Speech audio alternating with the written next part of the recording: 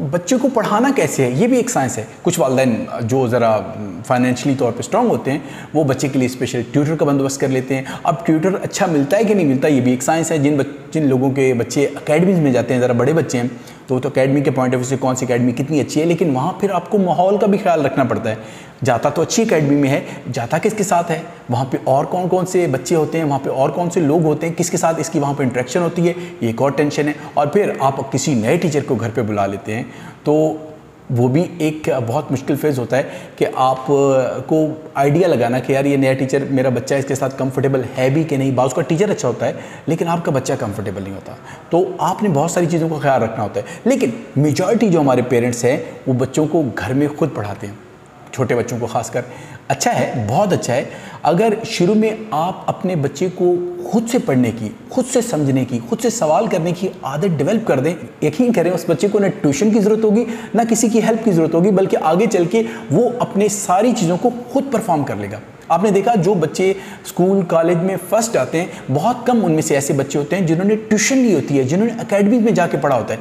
ज़्यादातर वो बच्चे होते हैं जो खुद से पढ़ते हैं, क्योंकि शुरू में उनके पेरेंट्स ने उनको एक डायरेक्शन ऐसे दी होती है, उनका तरीका ऐसे बनाया होता है कि वो बच्चे फिर आज़ाद हो जाते हैं, इंडिपेंडेंट हो जाते हैं पढ़ाई में और अपनी पढ़ाई को बहुत अच्छे से डील करते हैं। इसलिए आप शुरू में जो पहली क्लासेज हैं, जैसे केजी हो गई, नर्सरी हो गई, जैसे 1 हो गई, इन क्लासेज में बच्चे पे बहुत फोकस करें। और वो फोकस करना ये नहीं है कि उसको काम बहुत ही सख्त तरीके से करवाना है, करो लिखो ये करो।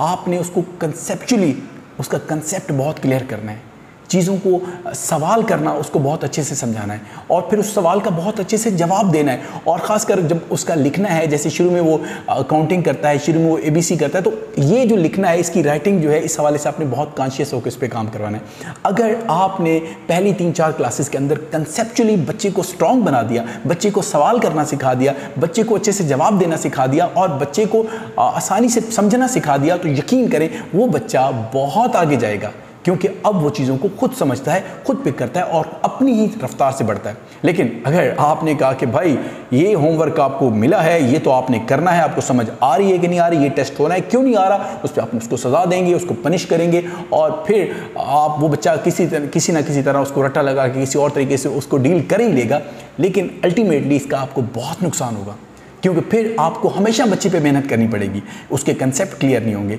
वो अपने आप को इजी फील नहीं करेगा। इसलिए पढ़ाई में बच्चे को इजी फील करवाएं और उसके लिए बच्चे के जो इब्तदाई साल हैं उसमें पूरी कोशिश करें कि बच्चे को उसके तमाम बेसिक कंसेप्ट बहुत अच्छे से आते हों और बच्चे की सवाल करने की आदत को कभी ना रोकें। जब बच्चा सवाल करता है तो उसके सवाल का अच्छे से जवाब दें।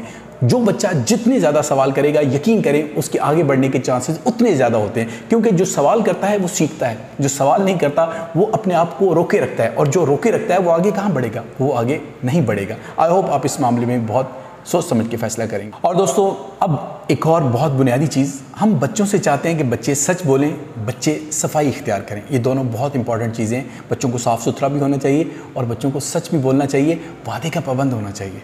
लेकिन फिर पहले वाली बात, बच्चे आपसे सीखते हैं। क्या आप सच बोलते हैं? क्या आप साफ़ सुथरे रहते हैं? क्या आप अपने वादों को पूरा करते हैं? अगर आप में ये आदत है और आपसे जब कभी कोई वादा पूरा नहीं होता, कोई कमिटमेंट पूरी नहीं होती, तो आप शो करते हैं कि ये काम मुझसे बहुत गलत हो गया, तो बच्चा इस चीज़ को पिक करता है। लेकिन अगर आप में नहीं है तो आपके बच्चों में सवाल ही पैदा नहीं होता। इसलिए अपने आप को खासकर बच्चों के सामने इन तमाम चीज़ों के लिए उसके सामने सच बोलें, ताकि वो सच को सीखे, उसके सामने सच की अहमियत को रखें, उसके सामने साफ़ सुथरा रहें। बल्कि ओवरऑल घर का माहौल ही ऐसा होना चाहिए जहाँ सफाई होनी चाहिए, जहाँ आप एक दूसरे के साथ बहुत अच्छी लैंग्वेज में पेश आनी चाहिए, एक दूसरे के साथ रिस्पेक्ट से पेश आनी चाहिए। और दूसरे, जब आप कोई कमिटमेंट एक दूसरे के साथ करते हैं, टाइम टेबल के हवाले से, किसी को कोई चीज़ लेने देने के हवाले से, तो आप उसको पूरा करें। ये सारा इंप्रेशन आपके बच्चों पर जाता है, जो अल्टीमेटली आपके बच्चों को बहुत अच्छा बनाता है। आई होप आपको मेरे ये पॉइंट्स जो मैंने बच्चों के हवाले से आपसे डिस्कस किए हैं अच्छे लगे होंगे। अगर अच्छे लगे तो मेरे चैनल को सब्सक्राइब कीजिएगा, वीडियो को लाइक कीजिएगा और इसको उन दोस्तों के साथ ज़रूर शेयर कीजिएगा जो आप समझते हैं इस हवाले से बहुत इंपॉर्टेंट है। Thank you.